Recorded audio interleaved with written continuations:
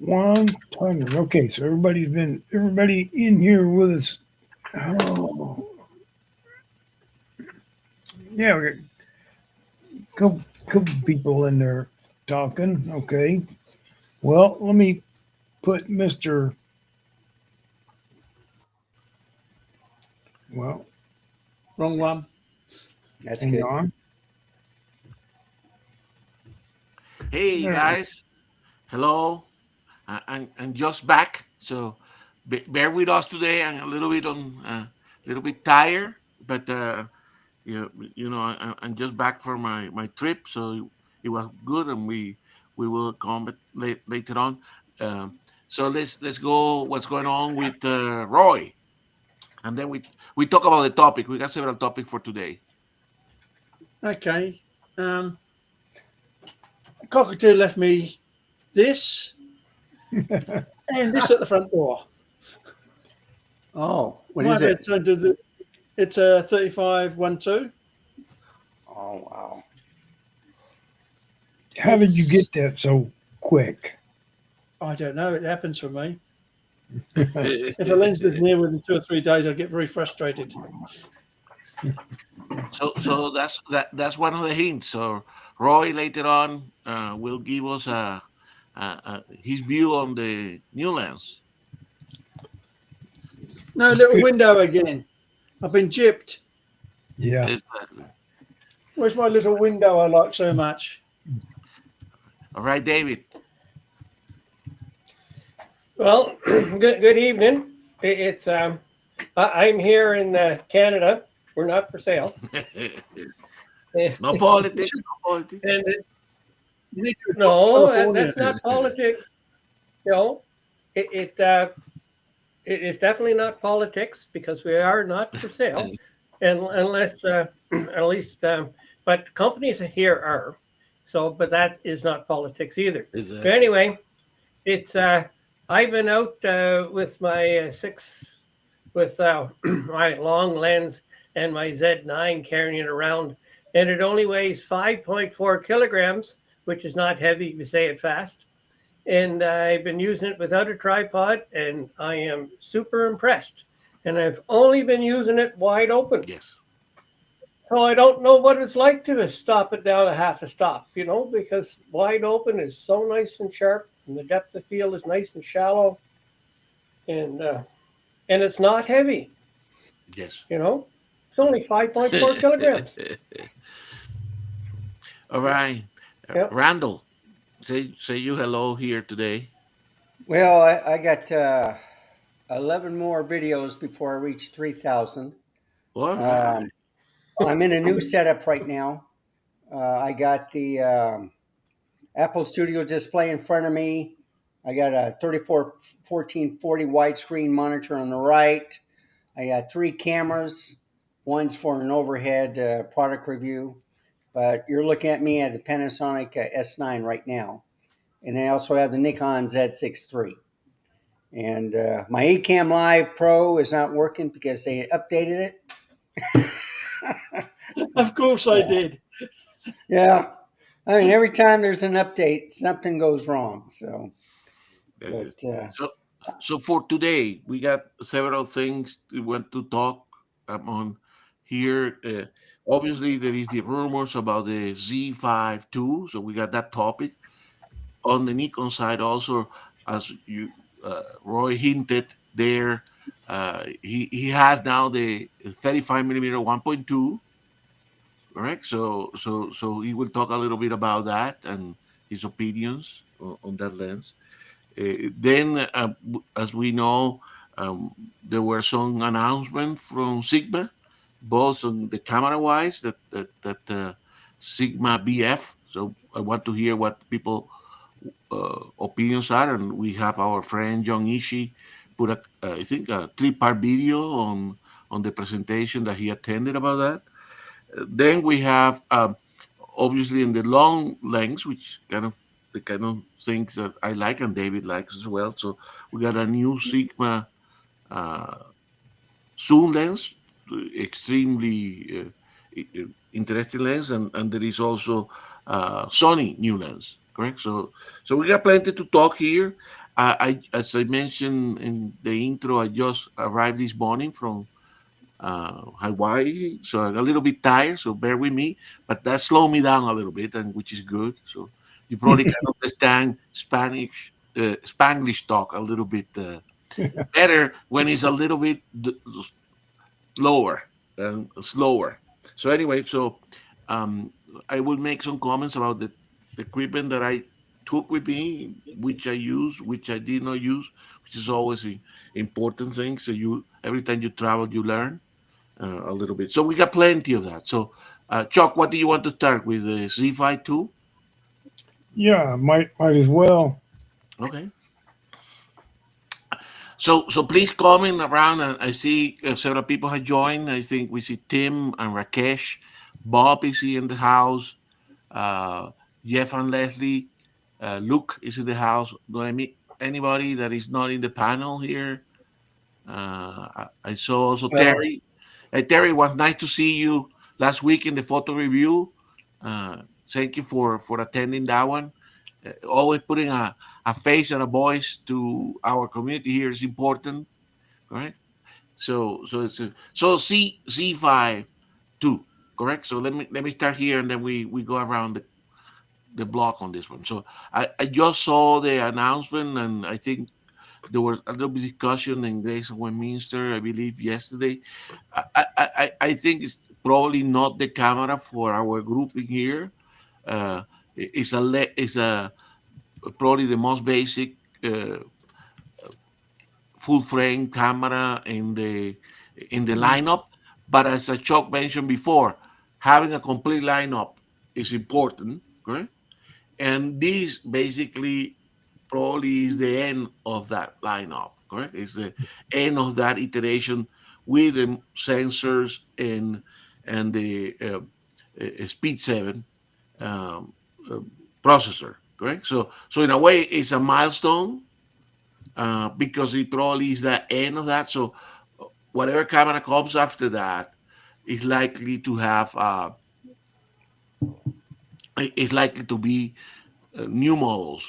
Uh, Maybe no new sensors. We don't know, but so that kind of my opinion on this C52. That is the end of this iteration of the lineup, and for that reason, it may be important. So other people here in the panel, what is your opinion, Roy? I think it's going to be like the old D600 was, a way of getting into full frame at a reasonable price. Exactly. We you have think it'll be a BSI or just front side? Unlikely. Keep the price down. You don't need BSI or a stack sensor. Nice to have, but adds a lot of price to the. you think it Yeah, will be under $1,000 or I over? hope so. no, 1,200 I really didn't take a at notice of least. it.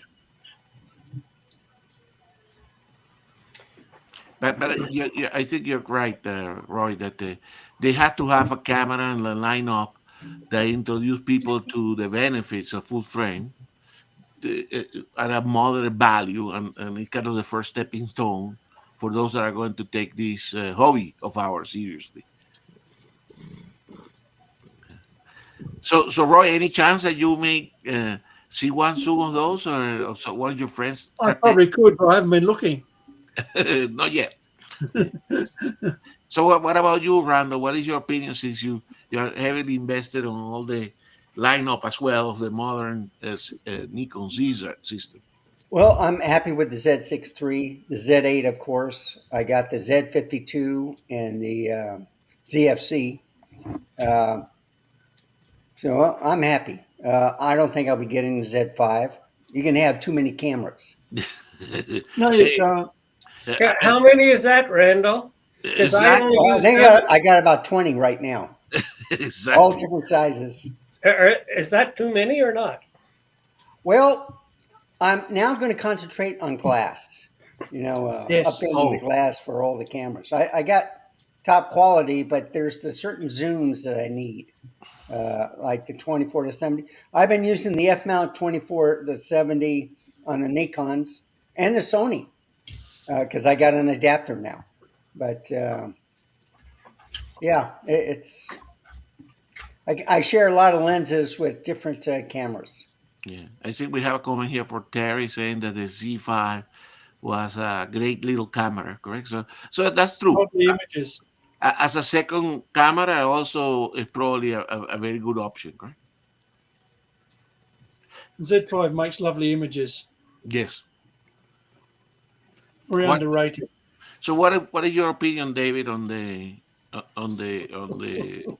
Z5 II? I have no opinion because I've got 3 Zs right now, and I don't really need another one, so I haven't been looking at it, Hmm. and what I heard tonight is the first I've heard about the Z5 too, so it's all new to me. Line up to be updated. Yeah. Yes. So and Chuck, you are yay, nay on the C5 II. It's good for the people that'll use it, but most of us are just looking at some maybe Z6 III, but Exactly. not the Z5 2. Exactly. But it's important for the lineup. So Yeah, that's yeah. good. We see how these mature over time, and it may give us a hint. I hope they put the XP 7 on that one too, correct? And whether they Okay. upgrade a little bit the megapixels, these will give us some hint of what's to come, correct? But we will see. So let's keep monitoring that one. All right, so let's go, Chuck, and switch to Mr. Roy so that he can give us his first impressions on the uh, 35, Yeah. and then you give Kookaburra us left me this. first impression of Mr. Noah. Kookaburra left me this and a nice 3512. It was on the doorstep. I've been playing with it a week or so. It's the image quality is brilliant. It handles well. It's a fantastic quality lens. Feels well made, but you compare it to say the 40. If you can see them, Yeah. that's a 40. Yeah, Chuck, could you Compared to- switch Roy over, please? Sorry. I just want to get Chuck to switch you over, Roy, so we can actually see you. Oh yeah. Because you look like a postage stamp ring. That's better. Sorry Thank about you. Okay, that's a 3512, and that's a 40. Which would you rather pack to take away? Yeah. The 40 is an f2. That's a 1.2. That's only one stopper difference. I think the 40 is a very underrated lens. That's the one I'll be using most of all, I think. I only got this because I've got all the other 1.2s and the planner. Had to have a set. That's what I want. Are they cheaper by the set, Roy? No, not at all.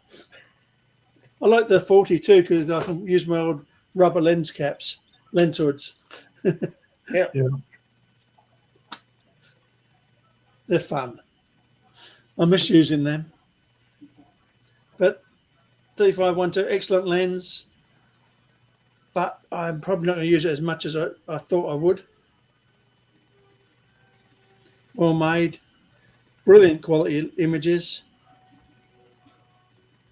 But it's probably not going to get a lot of use. Value for money, the 40 is much better way to go. Another fake ring. Doesn't Yeah. turn.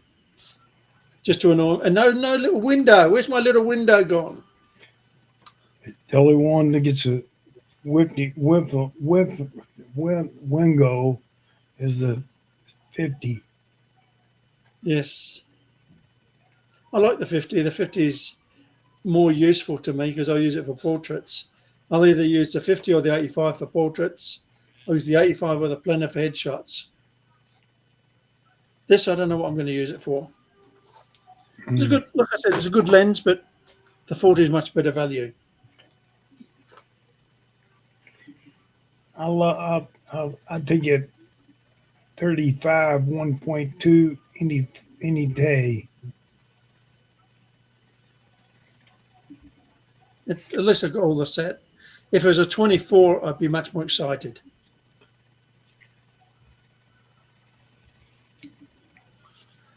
I like a 24. 35 is a bit too in betweeny. It's sort of not a 50 and it's not super wide angle, and so it's less useful.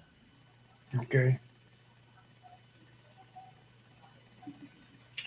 Yeah, I like a 28 because it's a good all around lens for night shots. I would have preferred that too. Yeah. The 24 to 70, the two zooms are very useful too. Yeah. The Yeah. F4 one's very good. Yeah, I I'd got the probably 20. more like to use that as well. He's lost his voice. Yeah. Gustavo's rather quiet these days. Yeah. Well, W. He's got laryngitis. No, Can't hear him. are you on? Can't hear you. Yeah. I had when logging into Restream today, I had two different screens. So I guess once you log in, they already know that you're there. But it still didn't work, so I had to reboot the computer, and that still didn't work. So I don't know. Yeah. Yeah. This is going to be a pretty quiet show if you can't hear Gustavo. Well, let's see. Can you hear me now? There you Yeah. go. Yeah, now I can hear you. I don't know. And I was trying to ask Roy a question. Oh, Okay. did you hit the M key, by the way? They'll mute you. No, I I knew think that. I probably grabbed the microphone and pressed the mute button. Okay. What's the question? The question is, so since I mean, if we talk about primes, not zoom lenses, correct? And you wanted to select a set of primes, like we have the best quality of the prime, the 35, 50, 85, and let's put the plane in there, the 135, right? And you take the best of the best, this 1.2. I mean, there is not that much differentiation between those, correct? No, they're all good. Which one would you select? I know that you probably have them both, all of them, but if you were to carry to a job, which one you Depends would on what take? I'm going to use it for. Like I said, if it's a portrait, I'll either grab the 50 or the 85. If it's going to be a headshot, it'll be the 85 or the 135 Plena. Or if it's a place I haven't been before, it's going to be a zoom because you never know what space you've got. Exactly. Mhm.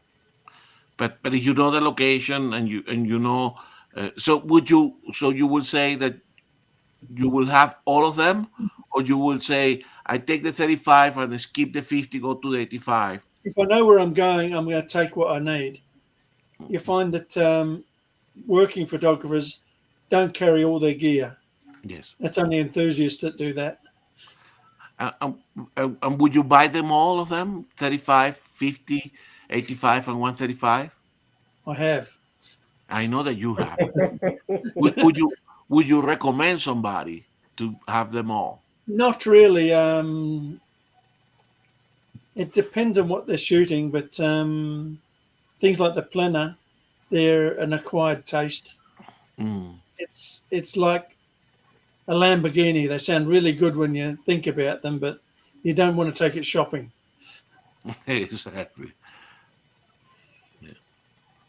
So what about you, David? I know Well, that. like I have a tendency to have a hole in my lineup for 35, Okay. and I'm no hurry to fill it. I do have the Sigma 35, the the 1.4, and I haven't in a year and a half. I don't think I have taken 100 shots with it. I have the F mount 35, and I was disappointed in it. You know, so Yeah, I was too. yeah. So No. and and I find this 35 is not wide enough for what I do.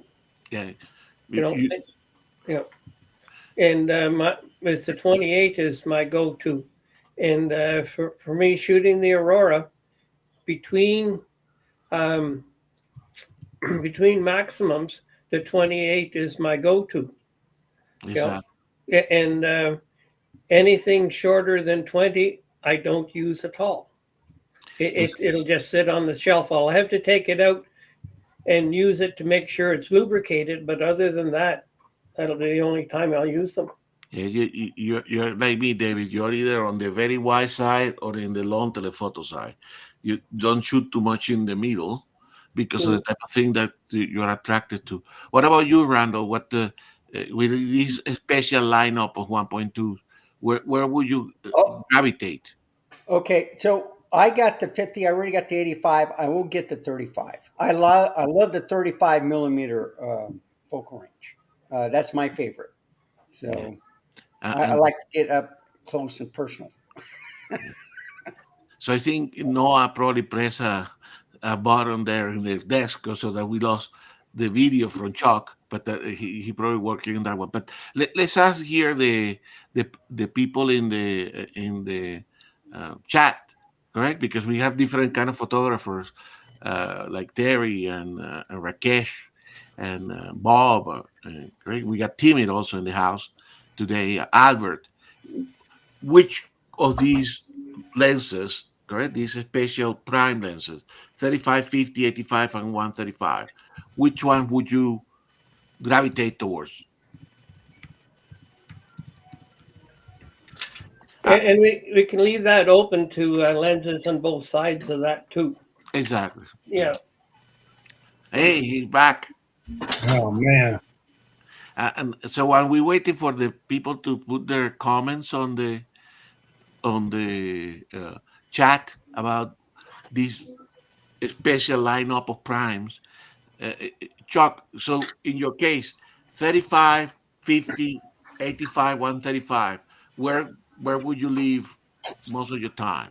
Well, I never shot the 35 at all. I Okay. hated it. But now that it's coming out, or it's out there, it is. It's coming 1.2. Okay. Watching the you used it during video, Okay. Okay. and wow, the invasion, or well, it's just beautiful. Okay. So you think this will be a lens that you will be buying, the 35? I want it, yeah, I do. Okay. Okay. Okay. Yeah. Just for information, if anybody happens to be in the dark, I've been getting some really good Aurora alerts. Oh, Oh okay. yeah, it's the BZ is -10, which is really good, and the speed is 559, which is a pretty good speed. So Huh? if you're in the dark and you got a clear sky, get out there and aim to the northeast. Okay. Okay. All right. So well, keep an eye for us there, David. Yeah, it's I may end up having to go out and get on the roof of my building and just see what I can do, even though I'm downtown.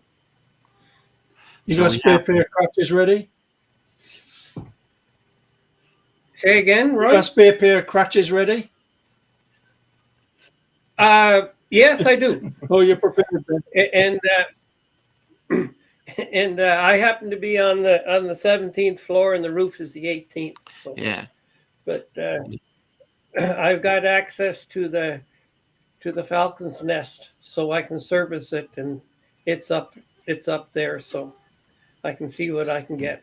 The Terry made a very good point because, as we know, Terry do mostly uh, landscape, correct? So uh, I think for landscape photography, correct, probably the zoom lenses make more sense, correct? Because Yes. you probably cannot move yourself as much like if you are doing studio type of work, correct? You got more. You can position your subject at a certain distance. You can position yourself when you are limited on what you could do. The zoom, see, I mean, Terry knows that, correct? It's in landscape photography, it's everything that you want to bring in versus everything you want to take out, correct? And there's definitely the the zooms work better. And Terry will tell us here, you probably stopping down the lens as well, correct? So that 1.2 will not bring as much benefit as You in never a use 1.2. exactly. So Yeah, exactly. So yeah. And I had a look at some pictures that Terry sent in black and white, and they were excellent. You know, like I'm feel like taking and putting my camera away, and because his stuff is just so much better than mine. But when they're looking at his, I can see where he uses the 10 and the wide yes, zooms. You know, and because I can tell by this no, perspective, it's and it's if you're going to start carrying around primes doing what he's doing, you need a boatload of exactly. them. Yeah. Whereas the Z mount zooms plus the Laowa 10 millimeter, they're all sharp. You know, and that is more than most people would ever require when it comes to landscape work. And Terry should actually sell his book because it is Yes. excellent. Hmm. It's some of the best black and white work I've seen in a long time. Well, obviously, we will be very interested to see Terry participating more of this and learning from him and see his wonderful work. Uh, but David, like sometimes we do a little bit of other type of photography. Like for me, always landscape is secondary, correct? Uh, so Mm-hmm. so you Yeah, say wildlife or landscape, you know which way I will gravitate, correct? yeah, yeah. And every so often I'm in the middle Exactly. because I'm going to be conducting a low light photography course, whereas the 35-1.2 would be an asset. Exactly. You know, because I was out the other night with my 50-1.2 and my Z9, and I was shooting handheld all throughout the downtown. You know, and it's I left my tripod at home. I just wanted to see what I could do, and it's a great combination. The 35 would be an asset, but I just don't like that focal length. Yeah, it's It's odd, just isn't me. it? Yeah, you know. So, but what I used to do with I had the 28 the F mount, and I carried that with me every time I went to Europe, and I would have it out with night shots handheld. because it was good enough for that, and it was 1.8. Going to 1.2 is an advantage, but now with the new sensors and the new image stabilization, it's not as required as much. But for environmental portrait, portrait photography, event photography, correct? That probably where these lens or these lenses of No, no, 1.2 fit very well, correct? more event than Yes, portrait, because Times when you've got low light. for portrait, But Terry mentioned here that except street photography, like everything else, I do appreciate it, all the other genres of photography. But for instance, in the case of landscape, correct? We were talking about Terry doing his landscape work, correct? Yeah. They Yeah. you But- have to decide. but You it- have to decide: do I go for the wildlife or do I go for the landscape? Because if you're going to, I mean, there is always a logistics thing, correct? I mean, this work that Terry does, you have to wake up in the morning or be late in the afternoon, and that's why I have tremendous admiration for landscape photographers. They do suffer quite a bit, right? They have to be at the right location with the right atmospheric conditions. Uh, eh, 100% to get the images that they are going for, correct? Sometimes there is only a limited thing that you can do. Do you do the evening and the morning, correct? They are more at the mercy of the weather and more at the mercy of uh, they can have a pretty landscape, but with bad light, it's not going to work, correct? So uh, there are choices that we have to make. I do appreciate all the type of photography, but I tend to go for the animals, correct? That's where a lot of my patients come up, correct? Yeah, like Thomas Heaton, he uses the same 3 lenses for landscape that I do. He's got this 14 to 30 to 24. I'm not too sure if he has the 24 to 120 or the 24 to 70, and he's got the 100 to 400. And he actually uses the 100 to 400 a fair bit for his landscapes mainly in Scotland or northern UK. Yeah. It's like Roy was saying. I mean, you have to use the right tool for the right photography. Now, when you are a professional, then you know what is the professional circumstances that you're going to do. But when you're a hobbyist, right, or you're a amateur, you try to go for the type of subject that inspires you, correct? Yeah. So there were a little bit of, we can discuss a little bit more of this, but there was a little bit of a discussion among the people about the OLED little windows that Roy seemed to be missing. I love my little OLED window. Exactly. But I think the discussion was centered around whether it's supply chain or cost that Every cost cutting. cost cutting, trying to make to make the keep the cost with a certain range that would encourage people to buy. Well, So, what is your opinion?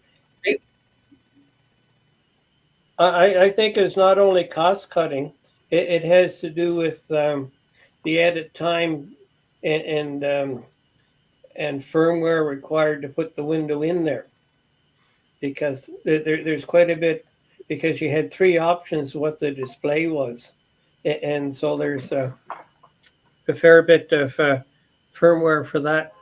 And I got another Aurora alert, and it's better than the last one.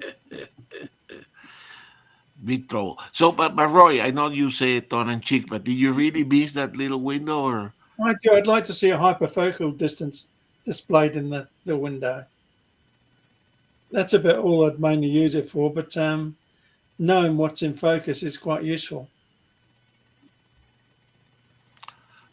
like the basically like the old lenses with the marking that will Yeah, tell you? the old lenses used to have it marked on them Mhm. what the hyperfocal distance was, what's in focus and what wasn't. Whereas on the Z lenses, unless you know it in your head, you don't know. Well, and you can still press your Preview.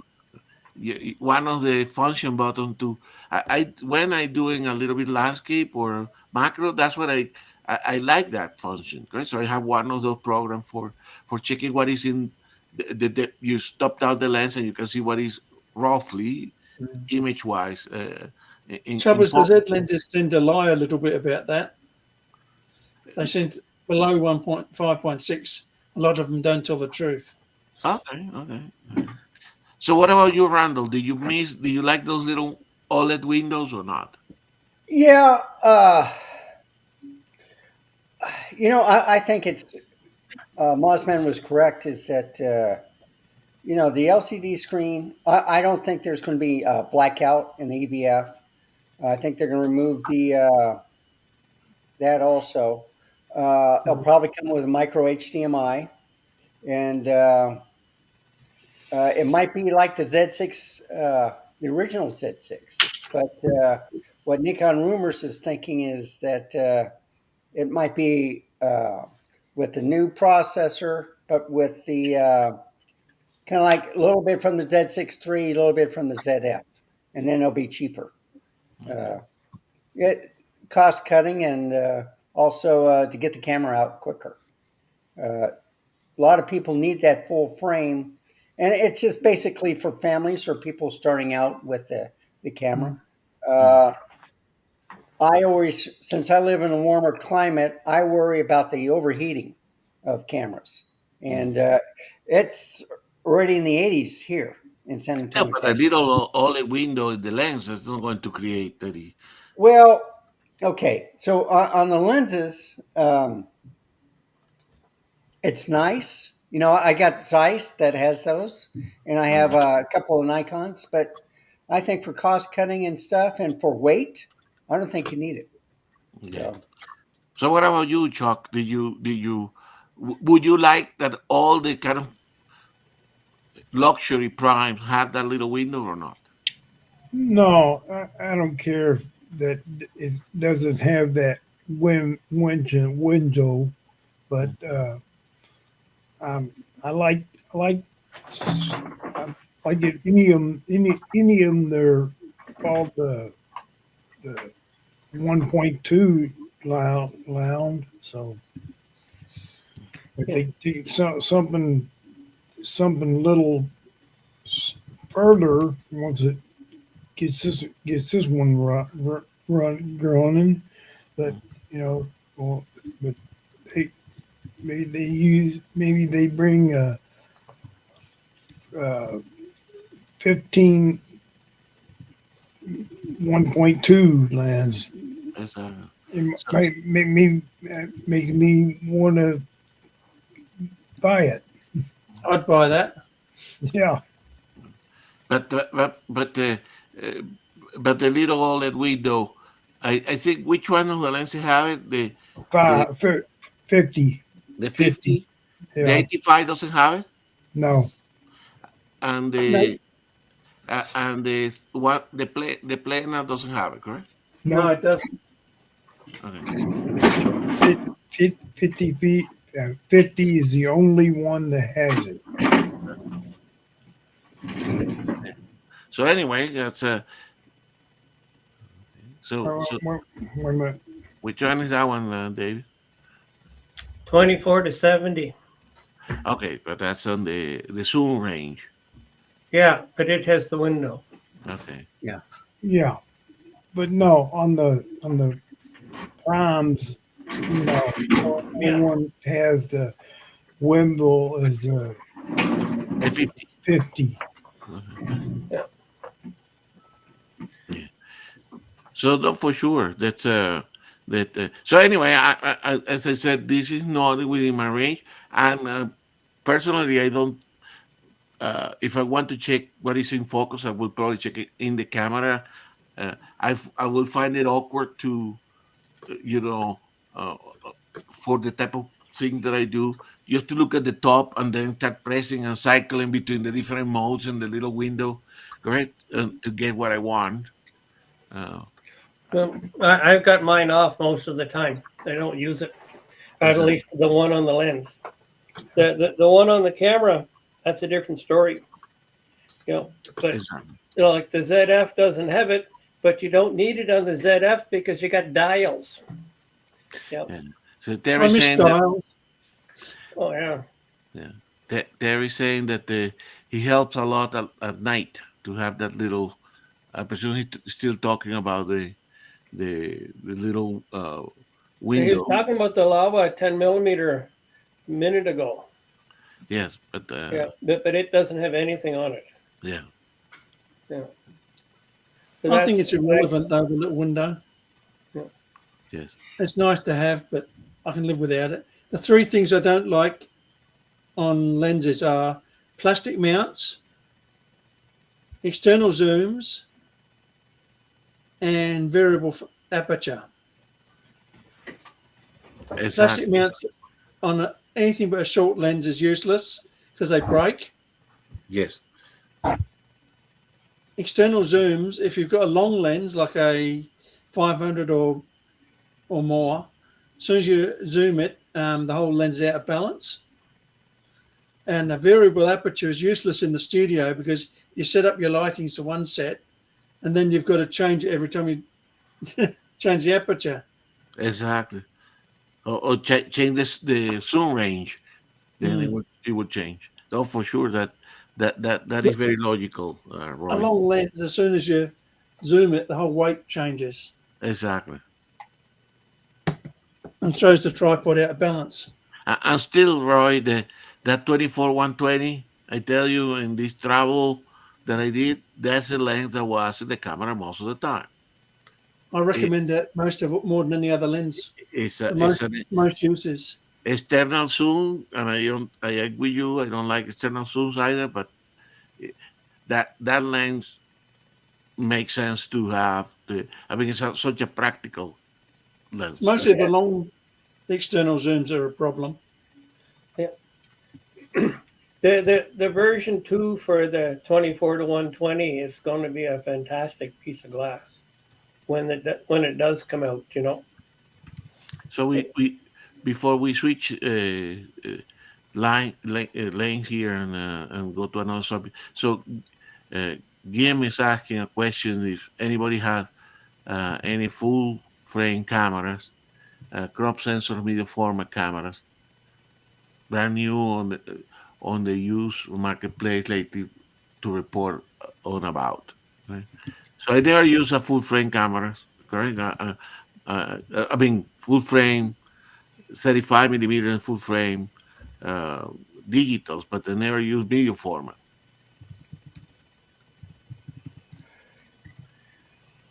I Yeah, don't I buy cameras much because I'll get tax breaks on new ones. so I usually buy refurbished, but I still get a discount. Uh, but I did get the Z8 and Z9 um, used, and they were like $1,000 off. So that was a deal for me. But Yes. I sold the Z9 because it was too big for me, and I was using the Z8 more. So I stuck with that. Z6 III. I got rid of the Z5, the Z7 II, Z6 II. So on the Z, I got the Z52, the ZFC, the Z8, and the Z6 III. On the DSLR, I got the the D610 and the DF. Plus, I got the D500. So I got a whole bunch of F mount lenses that all are used on the cameras in full frame. Yeah, just like the two new ones that I have was the Z6 III, Z52. Um, they were the only ones I bought new.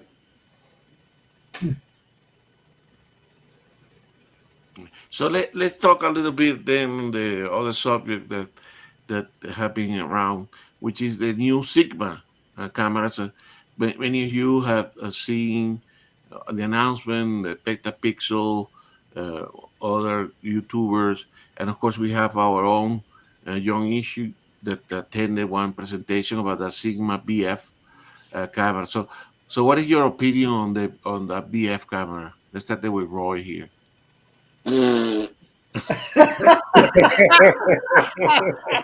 Very explicit, Roy. Would you like reminds- to expand on that, Roy? I well, don't let's need see to. who it is. The guy from Manorama, Steph, Yeah. took it out of the camera and hit himself, and it's sharp. Also, the fact that it reminds me of a cell phone. You have to do all the settings. I Yeah. like the camera with the buttons and stuff. It's much quicker that way. I prefer a camera, but the thing is, a camera like that, you might as well use your cell phone.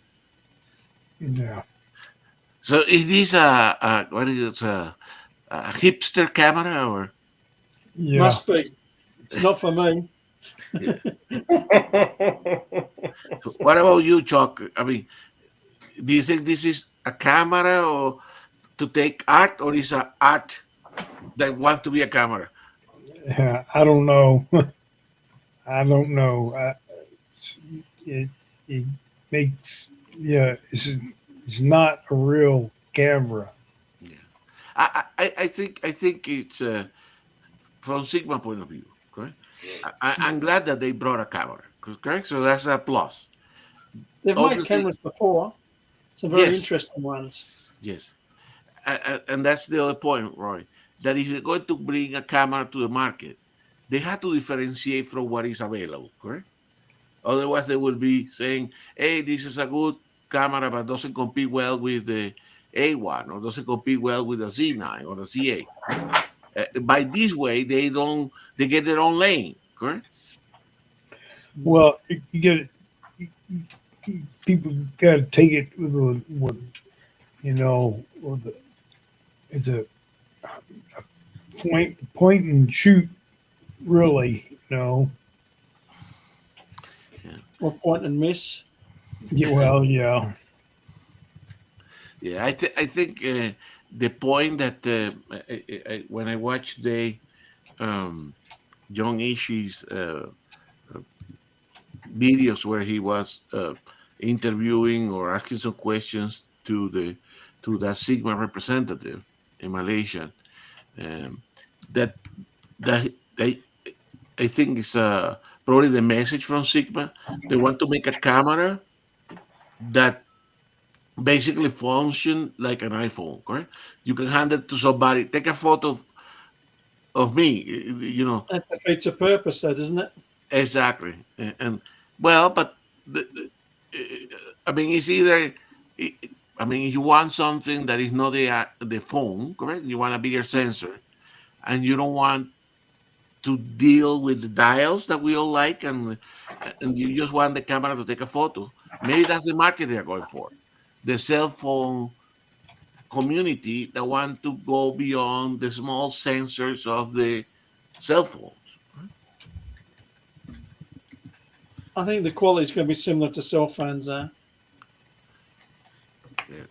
So I think it's very difficult to compete with cell phone. I agree with you, Rob. In that area. Exactly.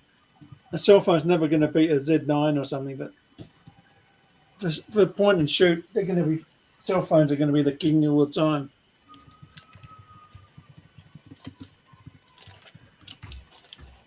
Yeah. So what about you, Randall?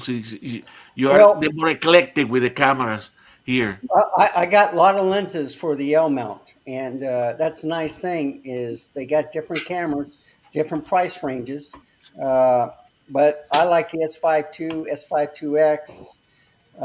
I'm thinking about the S1 R2, but I don't know because I got the Z8, I got the R5 II, I even got the A7 R5. So, why would I need it? They do don't have think they great have- lenses. They haven't Sigma announced has yet. those. They haven't announced yet a price, but is that a camera, that square block of camera will be one that you're interested, Randall? And then we go to Joy here and see what his opinion of the Sigma BF is. No, I'm not interested in it. I think it's going to be overpriced. I think so. They're building it up too much. So Block of hipster. solid metal, all this sort of stuff. So let's talk to our hipster in session here, Mr. Joy. Well, I guess I am a hipster. I just got. Hey, compared with us, a lot of there is you're a hipster. I feel hip and young, although I don't have an artificial hip yet, so I'm not that much of a hipster. Exactly. So, what is your Yeah, opinion of the Sigma BF? You know what? I think that it's a unique design. They're trying out something new. I don't know if it's going to be something I'll ever try or buy or anything like that. But you know, if we didn't have some of the different companies take shots, nothing would ever change. Nothing would ever advance, right? So you know, I think it's a neat idea. Yeah, it's a very minimalist camera. You know, like what you see is what you get, and I mean, I'm sure some folks are going to like it, and some people are probably going to hate it. But it's a fun conversation, right? I mean, we're having a talk about it. It's, you know, I think that's a positive, right? I think anytime we can move the needle a bit in terms of how we take photos and ask ourselves those questions, you know, I think it serves a purpose.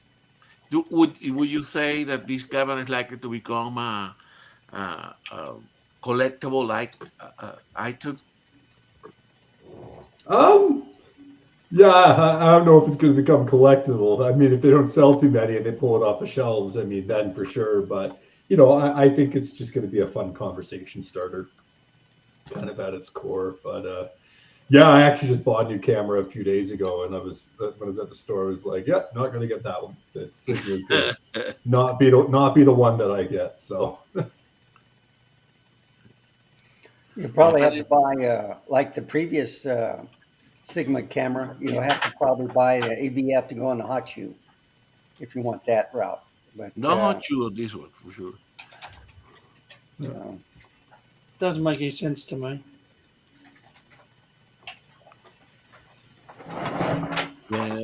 So Albert is predicting that the camera is going to sell well in New York, right, in Brooklyn, because 75% of the hipsters are there.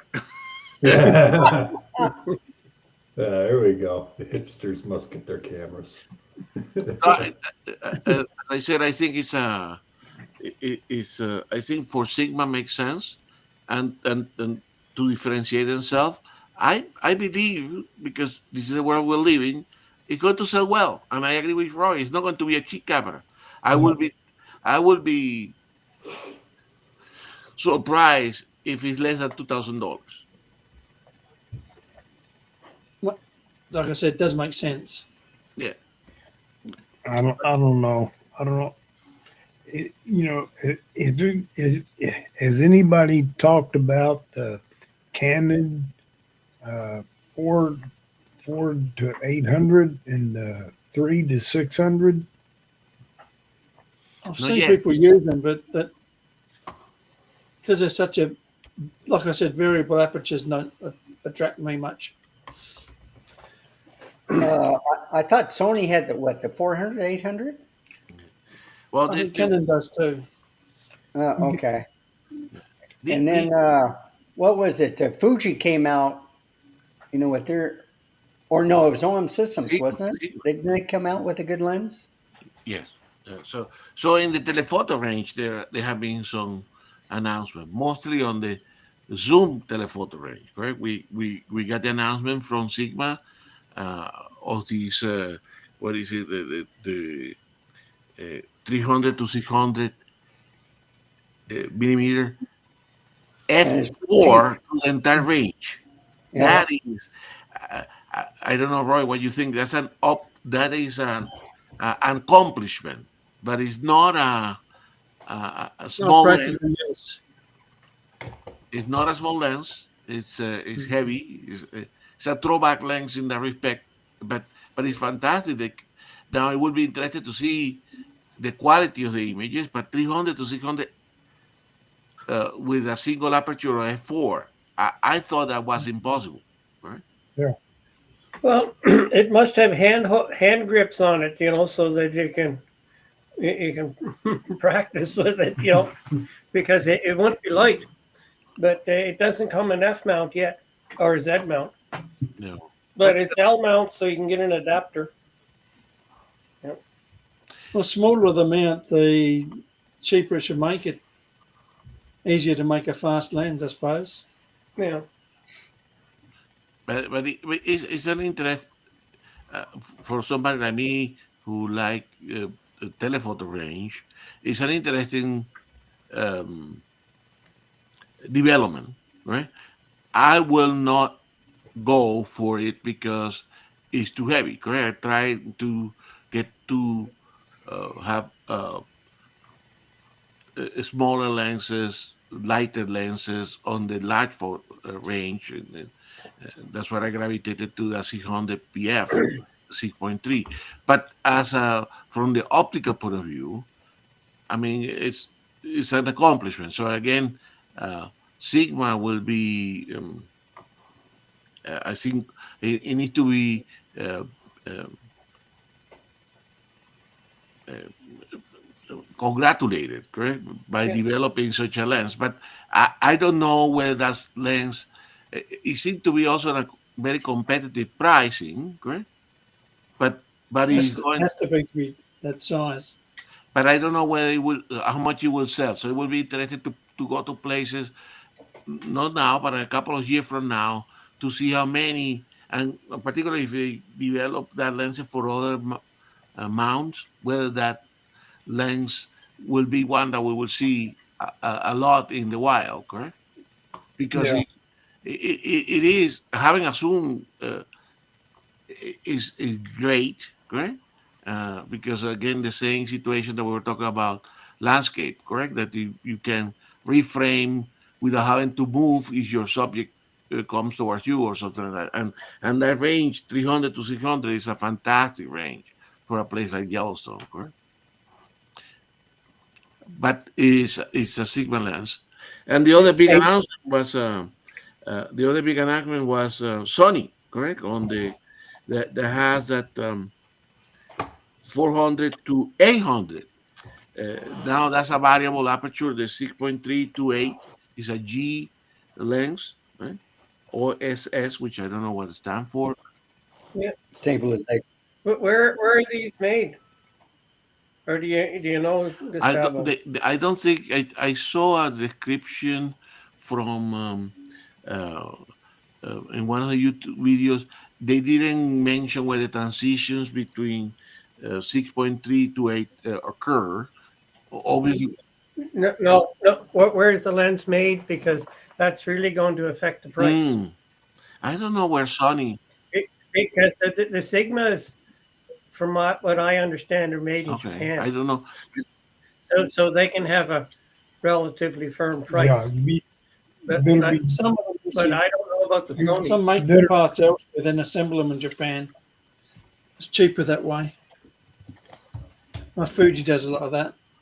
You're gonna have to get them pretty quick. But Pre-tariffs. yep. The 400 to 800 is I mean it's another fantastic range, right? And this one is not as heavy as that Sigma. Obviously, you pay a penalty here, 6.3 to 8, but in open spaces where there's plenty of light and you can crank up the ISO a little bit, that sounds like another fantastic wildlife Mm. lens, correct? Obviously, we have our 180 to 600 in the Nikon lineup. You know that I have that lens. Not my favorite lens, I think, but it's very well priced. Correct. So, uh, so this one here, uh, I think we're seeing some very nice, interesting lenses. That's my opinion. And then we have what Chuck was mentioned, the Canon one. Correct. We got Canon also coming. I think this trend came after of long telephoto zoom lenses. Okay, in a way also related to the 200 to 800 Canon lens, correct? Which apparently is a very very good seller, right? Yeah. It's Well, no, 80. It's the 400 to 800 is a $2,000 lens. yeah. A lot of people are going to jump on that. uh, 300 to 600 is about a little bit less at 6,000.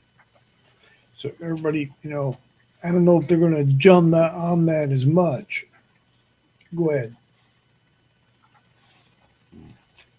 I agree with Roy. I think the PF lenses still carry some weight size advantages that have not been matched yet by the other manufacturers. And I mean, on this trip to Hawaii for the wildlife, I actually took the 800 and the 600 again, and they're using the 600 PF a lot more. That is still a great lens, right? By the Agreed. way, going because I forgot to ask a question since I haven't tried. I didn't watch that much video on that Sigma BF. Is BF for best friend or what is the reason for the BF? Uh, what was it? They said, what was it? They said it on Petapixel. Um, something best fabulous, or I don't know. I'll find out. I'm sure they are playing with the BF as best friend as well, correct? As part of the marketing strategy. But Big in and our fat. big and fat. Oh, beautiful foolishness. That's what it is. Beautiful foolishness. Ah, that's but on our Canon shooter here, Jeff and Leslie, I mean, on these new telephoto lenses, right? And what is the opinion of people? Are these compelling lenses for the wildlife photographers? All these Sonys and Sigmas and Canons that are coming. Yeah. Beautiful foolishness. Yeah. Yeah, I was talking to Dave at the camera store because we they sponsored a trip out to the zoo for photographers and it's because I was going on about the ratio of Canon to Nikon because I didn't see any Sony and it's because but then he mentioned that there were Sony and there were Olympus, but he was a bit perturbed about Nikon and their price point that they have on everything because I guess he gets paid commission. So when everything is cheaper, he doesn't get as much. So anyway, that was what I got from him. Okay. So I guess he kind of wishes he could sell more Canons. But when I was out, is about half the people that I saw had Nikon. Used to be Canon and probably 90%, but Nikon's probably 50-50 now. Yeah, it looked that way to me because I did see quite a few Canon shooters there, but Never been a lot of Sony shooters in the upper end of photography, is there? yeah. Well, I have run across a couple, and I was out on a different shoot at the zoo, and a guy had a 600, and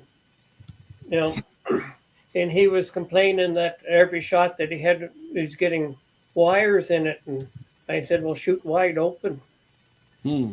Well, you got an f4 lens, use it, And so then all of a sudden he was getting pictures of the tigers, but you couldn't see the cage, which was, Yeah. don't stop it down, shoot it wide open. Open it up and go right up to the cage. You don't see the cage. Well, Cage will be out of focus. yeah, it's what I try to do when I'm at the zoo is I want a very narrow depth of field so I don't see the cage. And if I'm going to see the cage in the photo, I just don't shoot it because it's too hard to take the cage out. But anyway, it's just a bit of selective stuff to do. So anyway, it comes with experience. We learn by our mistakes. Yeah, and sometimes you need somebody looking over your shoulder and go, "This is what you should be doing." You know, I kind of wish that I would have somebody like that every so often because I was out the other day shooting sunrises and no, and I buggered up the two cameras because I used a different menu bank and I forgot that, and it went to professional mode, JPEG. So I got it off professional mode. I got the aperture priority, but I didn't realize I was in JPEG. So I had two cameras going for an hour and a half each, taking a picture every 20 seconds, and every frame was useless. But anyway. So I anyway, buy high dynamic range cameras and shoot JPEG with about 8 stops of dynamic range. Well, yeah, it's those 8-bit files is what gets you. You know, Yeah, they're terrible. that we need to get 16 and 20-bit files. You know, in RAW. 16 would be nice. There's one sensor that has 48 made by Kodak. Okay. 48. so the other rumor that I heard is that the new Canon lenses, the primes, are going to come with the integrated TCs the like the Nikon 400 and 600, right? So I think there is a trend towards doing integrated uh, teleconverters in the camera, which of course was initiated more recently by Nikon, but I think others Originally by Canon. originally, yes, but they are coming back at that one apparently, Roy. I heard. It's good because having the teleconverter built within the lens, it fits between the elements. Whereas if it's on the end of a lens, it's adding more distortion. Well, the other is certainly on the 600. It's a fantastic thing to have, correct? And you don't have a zoom, but you have a two different ranges, and that work fantastic, right? So I think a lot of that is a trend that I like to see more, correct? That if they come Built-in with TCs are very little Built-in. distortion. exactly, and it's the quality of the image is indistinguishable, correct? From not TC and TC. But anyway, so that's the. I'm glad that we are having a lot of news on the telephoto range, and there is a lot of options now, correct? I will not be surprised that when we discuss lenses, that I don't think Nikon is done on the telephoto side. I think a more professional telephoto zoom is likely to happen, but that's my opinion. Right? Yeah, Greg made a comment. Greg Wilson says they need to take the animal out of the cage. We have a really nice, friendly polar bear up here that maybe he could hold it outside the cage, and then we can take pictures of it. But it'll probably look like that animal that Gustavo used to have in his backyard, or he will before too long. Exactly. Oh yeah. So Joey, what's new on your side since we didn't have the chance to have you introduce or what's going on in your life at this moment? Yeah, all lots new. Busy at work. Had my 31st birthday on Thursday, so that was fun. I went out and did a little shopping. Oh, thank you. I did a little shopping at the camera store. Got a new camera, so that was Okay. that was fun. Yeah, it's good. It was exciting. I worked with Evelyn and Dave there to. I have a little project coming out that's going to be coming with them. So, yeah, got a nice little discount, so won't complain there. And yeah. Oh, you heading out? All right, we'll see you later, Roy. Gotta go. Family problems. Okay. I'm being invaded. Have a good week. So how do you want to use that new camera, Joey? Yeah, I'm gonna be doing a lot more street photography with it. I got a XT50, so got a little Fuji action, so it should be fun. Yeah. Okay. Yeah, so I've got a photo book I'm going to be working on with my buddy in conjunction with the camera store, which will be cool. So we're going to do 4 seasons up along the Columbia Icefields Highway, and we're going to do the same focal lengths all 4 times, and then I'm going to work on a composite image of each location of each season. So it's going to be a little tricky to like get the exact angle 4 times over 4 seasons, but it'll be fun for sure. And you say you're working that with Apollo Hugh that also work in the camera store there in Calgary. Yeah. So I'm the camera store is going to do a little event with me once we get it all kind of wrapped up. They gave me and my friend a good discount on some gear at the store there, which was really nice of them. So yeah, it's going to be fun. He's a Canon shooter, Exactly. so he'll be shooting with. And that would be primarily in the street photography in the Calgary area, or? Oh, though that's going to be up in the mountains, so we're going to do some landscape shots, a few different lakes up near Okay, so it's the landscape. ice fields. Not Yeah, exactly. Yeah. I mean, I'm I'm going to do street photography myself just for fun a bit more. Okay. When I had my ZV-1, I really wasn't shooting with it that way, so I sold that, and now I've got this camera, which I mean, yeah, I love the size of this thing. It's so small compared to my old camera. So yeah, it's gonna be fun to shoot with. Mm. Some old manual lenses. Well, definitely a lot of good landscape opportunities there in the British Columbia and Alberta area. Right?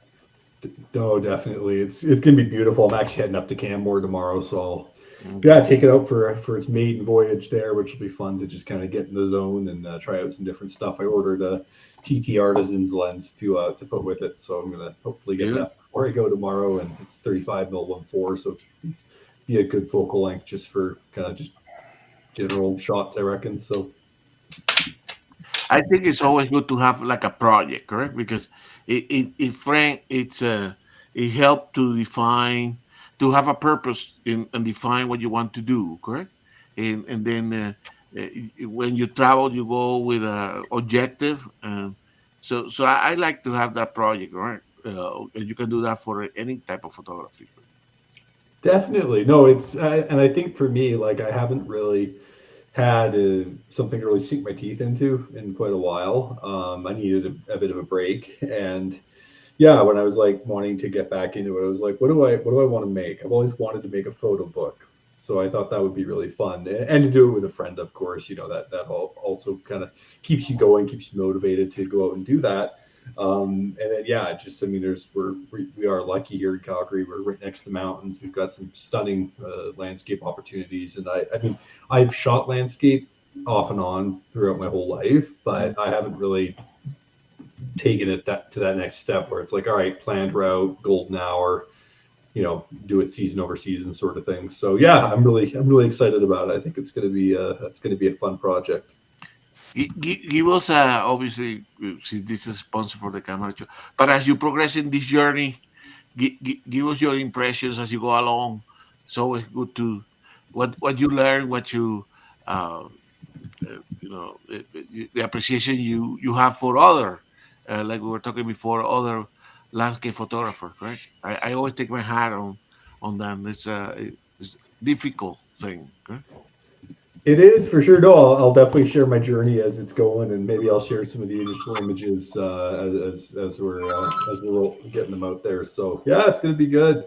But I actually, my wife and I are gonna probably go here and watch a movie. I just wanted to stop by and say hi. So nice seeing you guys, and have a great week. And yeah, I'll keep you guys up to date with what's going on in the world of Fuji. Yes, very good. Looking forward to see you next week. Enjoy. Bye-bye. Awesome. Thanks, guys. You too. Have a great week. Bye bye. Stay warm. I will. It's a bomb. Uh, See you. See you. And David didn't get bored. He just he had to take a phone call. He had warned us before, so don't worry about Mr. Stewart here. He just taking a phone call. All right. So bye. Bye. So the other thing that I mentioned is that just arrived today for a trip to Hawaii. This Big Island. So that was a couple of weeks of intense photography. Uh, so obviously, over the coming weeks, you will see some of the photos here. Did a little bit of Randall. Asked my wife to take a photo as we were driving through a road. So I probably would show some of that. But a place request for Randall as we were driving. So that was interesting. But no, we got some great time. Obviously, did the touristy thing and spent some time in the beach as well. Correct, and uh, get a little bit of the Colorado cold out of my bones and all that kind. But I did some photography. Uh, have a tremendous opportunity there to uh, uh, photograph Kilauea when it was erupting. So that was probably the most exciting day of the whole trip. We arrived in Volcanoes National Park area to a lodge nearby, and that I have been monitoring the activity of the volcano. I knew the eruption was imminent. That was episode 12. Actually, on some of the local news, it just happened when I watched it later on. It was my wife and I watching we appear in the local news there, uh, watching the volcano. But it was an incredible experience. You can imagine seeing that eruption and the fact that we were lucky enough that we happened to be at the right time at the right place. So uh, that was I believe, that last Thursday. We spent the whole. We went very early in the morning. Came back to the hotel, rested a little bit, went back in the afternoon, and then went back after dinner. And the display at night was fantastic. So don't worry, guys. You will see plenty of that. Took a lot of video and photos. Obviously, I had to do a lot of processing, but that's probably the highlight of the trip. Now, in terms of uh, general learnings from the trip, correct? Like we were talking here, every time you do a trip, you had to do some compromises. What you take with you, what tools do you use, correct? Uh, um, uh, so in this case, I knew I was going to try to photograph some of the endemic bird species in um, in Hawaii. Did not succeed completely. It went with a guide and to one of the reserve where they saw them, but they were extremely difficult to photograph. When I talked to Jeff, I will tell him it was really really hard to work with a tripod in the under the canopy of the forest between the branches. So ended carrying with me down into the forest from the location where we parked the car. It was a whole day affair of traveling with these other bird watchers and photographers trying to see this endemic. Um, Carried with me the 800 and the 600 PF. That was a mistake. I paid the price of having to carry that 800 down the hill, and it was difficult to do any kind of tripod photography. The 600, on the other hand, was the right tool for the occasion. So I learned that indeed, for this, when you have to be mobile, when you are basically photographing in situation where there is a lot of branches and stuff like that, uh, the 600 will work much better, right? Because you can position yourself away from a branch, trying to look under a leaf, or trying to get a glimpse of these very rare bears. So for sure, um, that was the right uh, choice if you wanted to photograph an disease or this endemic. Right? But I did end up using the 800 somewhere else, but not on that particular trip. And I had to carry it downhill and then uphill on a tripod, plus the other camera in my bag. So uh, I was really, really sore after that that whole day photographing, correct?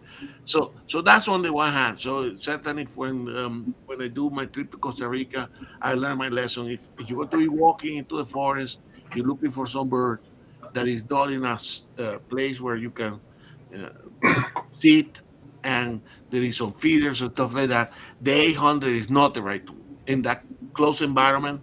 Is not the right tool. Okay? The 600 PF is the right tool, and that's probably the one that will carry. On the other side, on the landscape side, um, remember I mentioned that when I was in um, in Iceland, I miss having something wider than even 20 millimeters. So I took with me the 16 to what is it, 24 millimeter or 30 millimeter, 30. 30 millimeter. Uh, that lens they see very little use. Correct. I ended taking a lot of the landscape photos with the 24 to 120. Correct.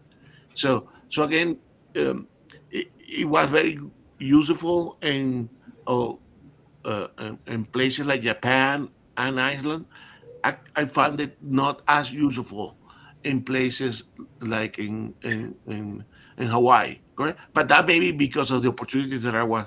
So I carried it with me, but I did not use it. Right?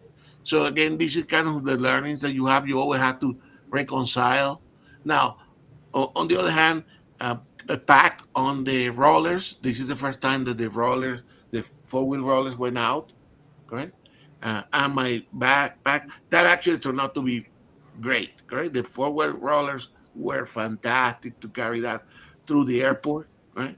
And put it the backpack in top. Didn't have any problems finding places in the airplane uh, to put the bags and to put the with the roller. So that was a plus. And I was able to carry the 800. Correct. So probably Costa Rica, I will take the 800 as well, but I will not use it if I had to be mobile. It is impossible to. I mean, I actually ended the places under the canopy where I was using the 800. Actually, I use the 800 handheld. Correct. So at that point, I would have been equally well with the 600 plus the um, um, plus the Teleconverter. converter. All right, but and the other thing is, uh, you know, that area where the rainforest in Hawaii, where those endangered species, which are also high altitude, uh, it turned out that the uh, 6.3, correct, f top is challenging. So I think it would have been better to have an F4, correct? If you want to be in a good position, correct? The F4 would have been better because there was a big difference between the 1.25 stop in terms of whether you were shooting at, 3,200 ISO or 6,000 or 7,000 ISO, correct? So again, light was a concern working under the canopy, right? So again, you travel, you learn, you adjust. What is it? But everything that I took in my bag was used except the 60 millimeter. I was always shooting. s- now the lens that I ended using the most was the 24 to 120. Correct. So that's the one that for the candid photo, for the family photos, when I first was approaching the scene on the landscape, that was the lens. So that was the lens that I shooting, okay? And for the wildlife was a 600 that I ended using the most. So anyway, the kind of the first report on this trip. The having the tripod, however, was very useful. Correct, photographing at night, the eruption, that definitely you needed a tripod. Right. So my travel tripod was good. I would recommend some of the having a guide in that place. I know that when I show some of the photos, be able to see and locate those very special. um, where was difficult access to the places where those live also was difficult. So you needed to have an access. By the way, in that when I visited that reserve, there were another a professional photographer that was guiding a single person. we kind of crossed paths when we were having our lunch, um, and that person that was with that other tour guy was actually the owner of the Real Right Stuff. So I met the owner of the Real Right Stuff. He is a wildlife photographer. He mentioned that he was trying some prototype uh, uh, tripods, right? Uh, uh, uh, so we have a chance to talk a little bit. And there he obviously he was using all the different really right stuff tripods and connection to the camera, right? So that was interesting, correct? You never know when you're going to meet somebody that is in our industry, correct? Particularly is there also, but the fact that the owner of the company is also a wildlife photographer, that tells you that that tells you something about the quality of the product. We know um, they can be relative to some of the Chinese manufacturers a little bit more expensive, but they are really good quality, correct? And now I understand why, and it's because he uses it. He uses it himself, correct? Yeah. So that was kind of um, my report on the initial uh, report from the trip, correct? And mostly on the travel side, what lenses did I use? What things turned out to be okay? The traveling with the four wheeler uh, really helped, correct? And I remember John mentioning that. So either the PGI Tech, which I did not take, I took the think tank. That moving through the airport turned out to be the right thing, right? And it fits perfectly well on the big planes, and no problem. All right. So, any questions, guy? Have you ever thought of using a monopod? I have used the monopod actually, Randall. The issue is how much more stuff you want to take, correct? Actually, for sure, I would have. I would have loved to have, let's say, in that situation where I had to hike in the forest and it was difficult to use. The problem is not having the tripod, or is that if you want to switch to a video, which was possible, correct? Because some of these birds have very interesting behavior that you may want to film. Doing a handheld video, as you know, it can be tricky, correct? So in that case, it would have been nice to have uh, not to carry the tripod, but to carry a monopod, because you can do, particularly if you're shooting, uh, you know, 120 frames per second, uh, eh, and you put it in a monopod, it will almost very steady, correct? So the monopod is something that I would take with me to Costa Rica for sure, okay? Because then you can, even if you are only working with a 600 and a converter, then you can steady your videos with the monopod. But for the volcano eruptions, that you need, because you were not doing, you were doing a couple of minute clips, correct? When you had to be steady, I think the monopod will have not work. So for the video of the volcano eruption, for sure, I need a tripod, correct? And that's again the dilemma, correct? What do you take? What do you expect to photograph? Like Rory was saying, correct? You need to be prepared. But the monopod, I would have loved to have the monopod with me, Randall.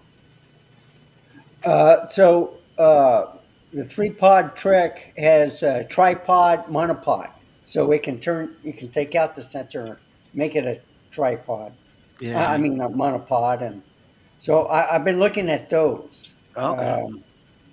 That way, it's a combination of tripod and monopod. You just take out one leg, and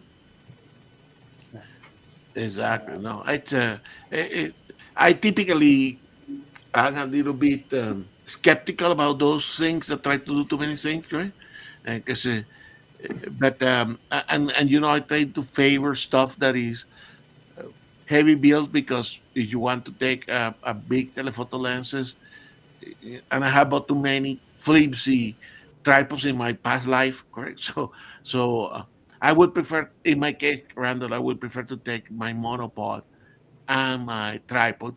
I definitely, I hope to be able to make it again, go with this guide again to that same place, correct? Because I saw most of these endemic birds, but I did not get photos in all of them. It was extremely difficult, extremely difficult. Right, and I managed to get, and you will see some of the photos of the some of these endemics of Hawaii um, that were reasonably good, although I haven't done the processing, but I know they are going to be enough quality to see.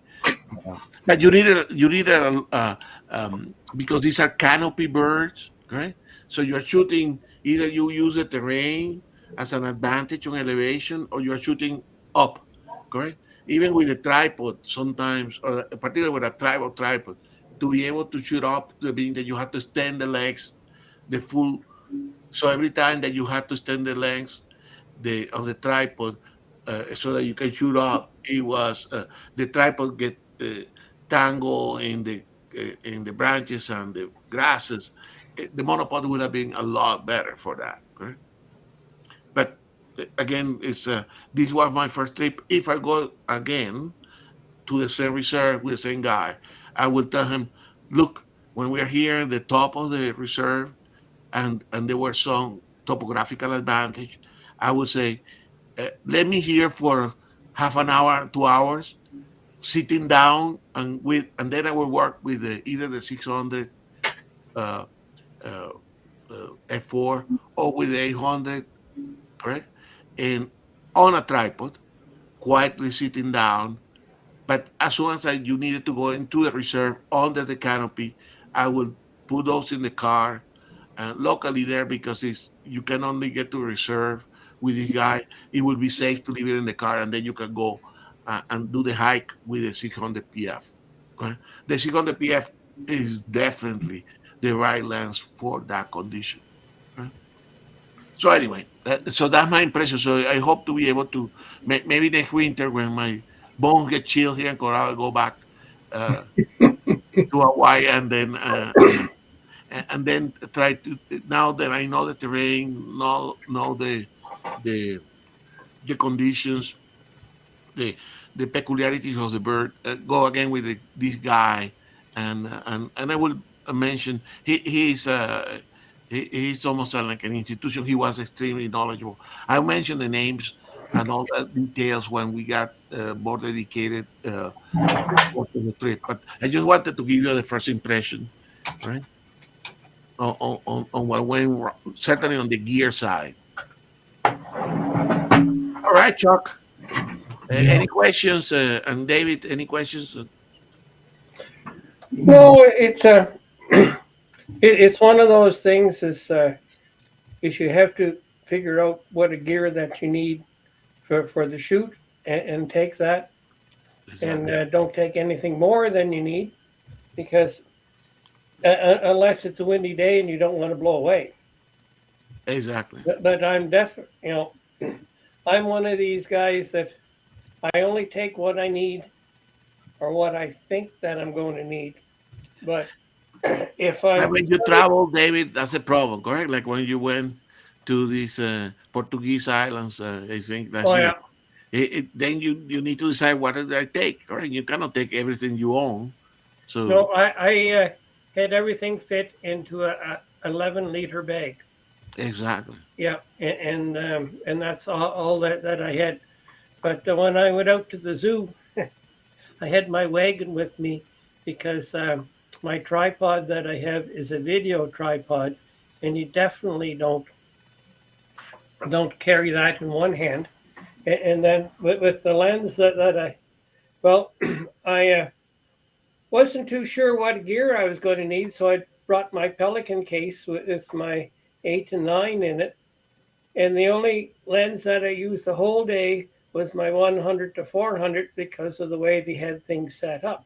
Exactly. Yeah, because I thought to shoot the polar bears, I was going to be up around 800 millimeters, but no, they had the polar bear in the swimming pool, and that the sun was shining on the glass on our side of the swimming pool.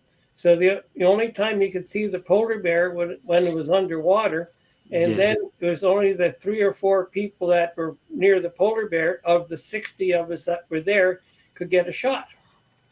Yeah, I would say so. Like you Yep. know, the 100 to 400 is a very for that type of places Well, like the well, zoo. well, yeah. So for that, my second lens would have to be the 24 to 120, but I just didn't bother with the polar bear shots because I knew what everybody else was going to get, you know, because it was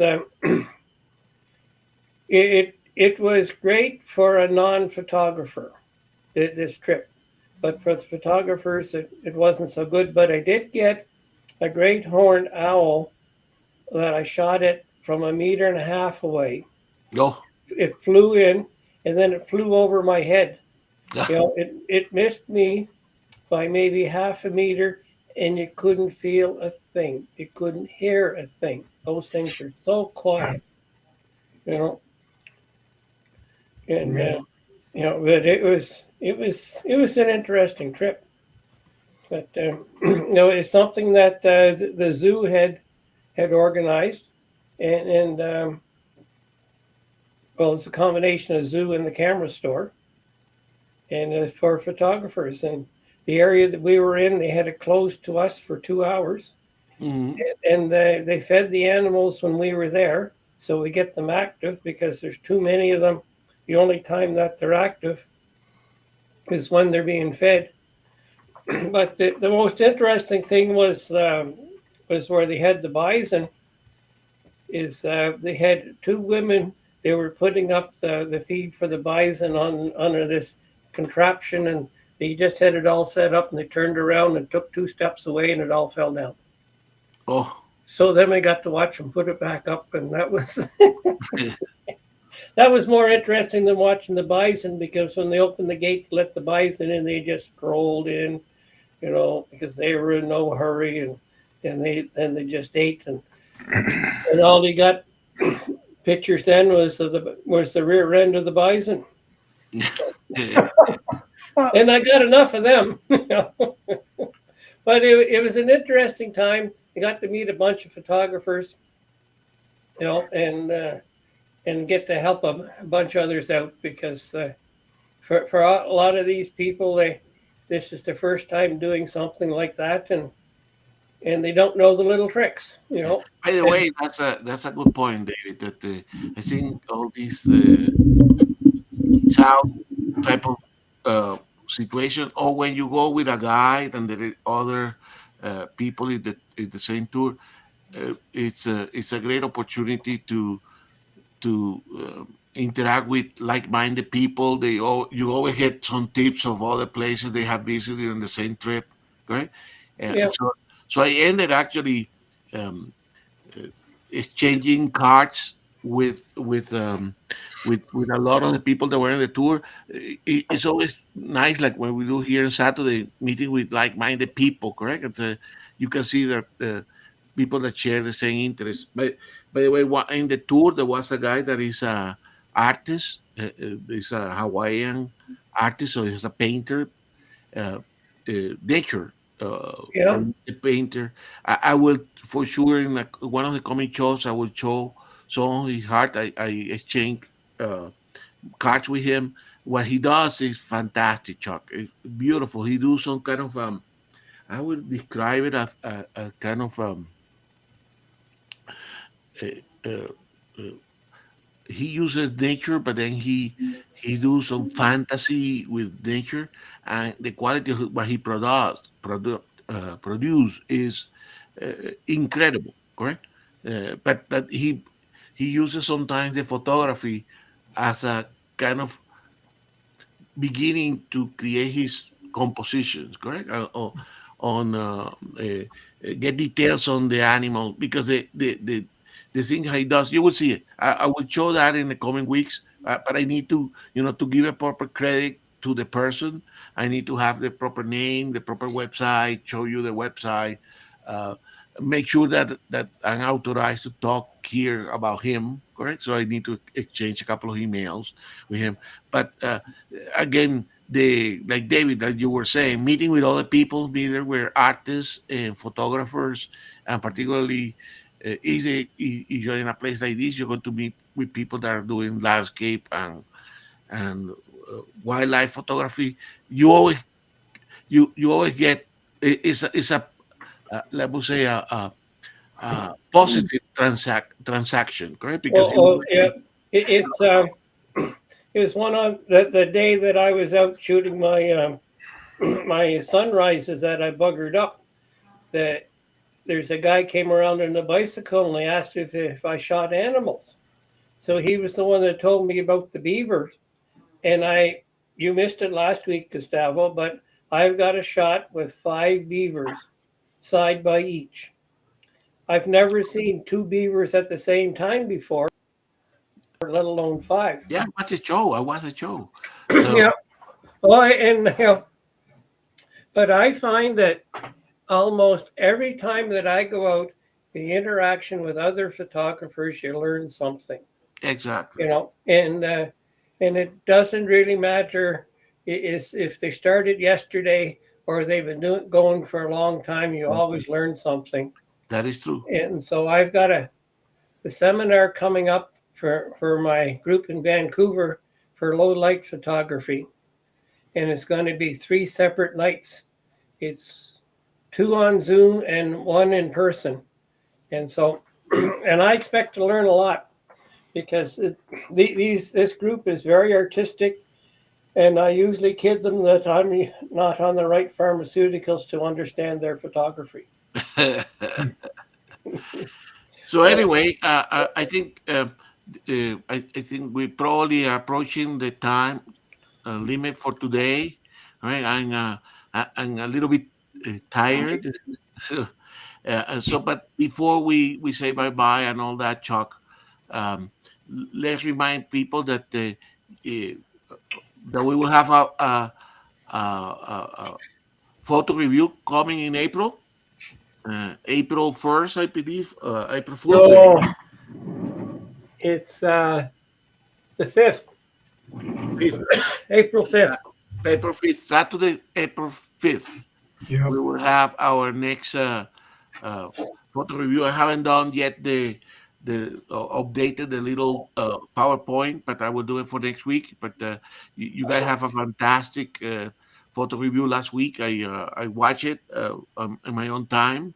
It was great to see everybody participating there. So let's keep that going. So this is a reminder for everybody to start sending your submissions to Mr. Jeff Neville, correct?